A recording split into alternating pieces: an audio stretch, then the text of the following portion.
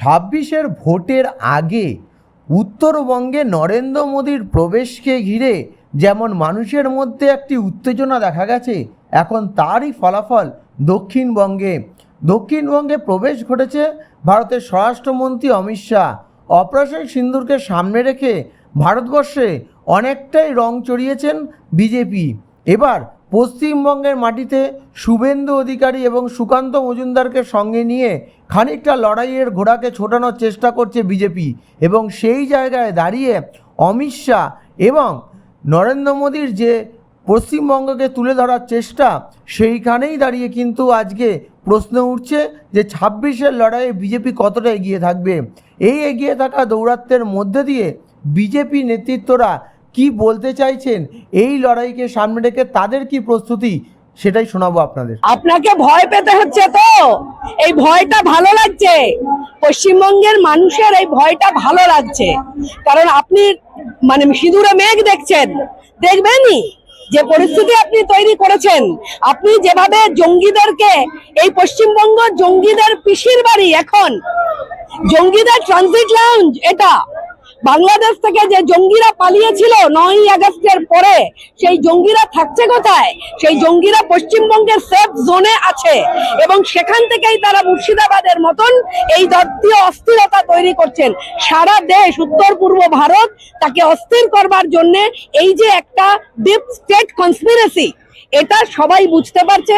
আমাদের বিশ্বাস মাননীয় প্রধানমন্ত্রীর উপর, তিনি এই দেশকে এবং পশ্চিমবঙ্গকে তার সঠিক সুরক্ষা, নিরাপত্তা এবং হিন্দুদের হোমল্যান্ড হিসেবে প্রতিষ্ঠার জন্য সমস্ত দিক লক্ষ্য রাখবেন। এবং এসছিলেন, আবার আজকে স্বরাষ্ট্রমন্ত্রী আসছেন। তৃণমূল কংগ্রেসের কিন্তু শুরু হয়ে গেছে বুক কাঁপা, আমরা এটা জানি। অমিত শাহজির বক্তব্যের মাধ্যমে কি ২০২৬-এ ভোটে দামামা বাজানো হবে? ১০০ বার। আজকে কার্যকর্তাদের মধ্যে উন্মাদনা দেখছেন, কার্যকর্তাদের মধ্যে উৎসাহ দেখছেন। এই উৎসাহ উন্মাদনা নিয়েই তো আজকে অমিত শাহজি আসবেন। তার কথা, তার নির্দেশ, তার দিশাতে আগামী ২৬-এ ভারতীয় জনতা পার্টি সরকার গড়বে, গড়বে, গড়বে। কোনো ক্ষমতা নেই কারুর এটাকে আটকে দেয়, কারণ মানুষ এটা চাইছে। পশ্চিমবঙ্গের মানুষ তার হাতের এতটুকু শক্তি দিয়ে তারা প্রমাণ করবে যে তারা পরিবর্তন থেকে পরিত্রাণ চায়, এবং পরিত্রাণ দেবে ভারতীয় জনতা পার্টি। আমার নাম্বার আছে।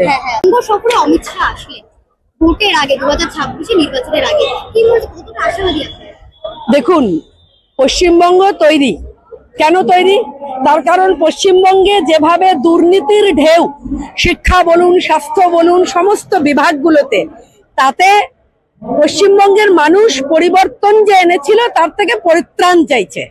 এই পরিত্রাণ দেওয়ার জন্য আজকে আমাদের স্বরাষ্ট্রমন্ত্রী মাননীয় অমিত শাহজি আসছেন কার্যকর্তা সম্মেলনে, এবং আমার বিশ্বাস যে এই সম্মেলনের পরে কার্যকর্তাদের একটা আলাদা অনুপ্রেরণা তারা পাবে, একটা শক্তি তারা পাবে।